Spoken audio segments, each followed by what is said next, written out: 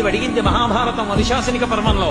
శుభ్రమైన కైలాసం ఉండగా, ఇంత ఐశ్వర్యం ఉండగా, చింతామణి గృహం ఉండగా శ్మశానంలో ఎందుకుంటున్నారని అడిగింది.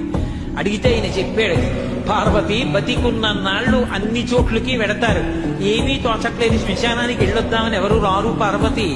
నేనంతవాణ్ణంటాడు, పొడుగ్గా ఉన్నానంటాడు, తెల్లగా ఉన్నానంటాడు, పండితుణ్ణంటాడు, పద్యాలు నాకు నోటికొచ్చంటాడు, ఉపన్యాసం చెప్పగలనంటాడు, నాకు పాటలొచ్చంటాడు, నేను నాట్యం చేస్తానంటాడు, నేను అధికారినంటాడు, నా దగ్గర డబ్బు ఉందంటాడు, నేను పాట పాడగలనంటాడు. ఇన్ని ఉన్నాయనుకున్న వాడిలోంచి ఊపిరి బయటికి వెళ్ళిపోయిన తరువాత వాడిని తీసుకెళ్లి 4 కొత్త కర్రల మీద పడుకోబెట్టి చాప చుట్టి తాడు కట్టి పైన నూలుబట్ట కప్పి తీసుకొచ్చి అన్నీ తీసేసి కర్రల మీద పడుకోబెట్టి కాల్చేస్తుంటే జీవుడు లేచి నిలబడి పుర్రె పగిలిపోయిన తరువాత కన్న కొడుకు కూడా స్నానం చేసి వెళ్ళిపోతుంటే చీకటి పడిపోయాక, అయ్య బాబోయ్ చుట్టూ ఉగ్రభూతాలు, నా వాళ్ళన్న వాళ్ళు లేరు, వీళ్ళని నమ్ముకున్నాను, ఒక్కడు లేడు.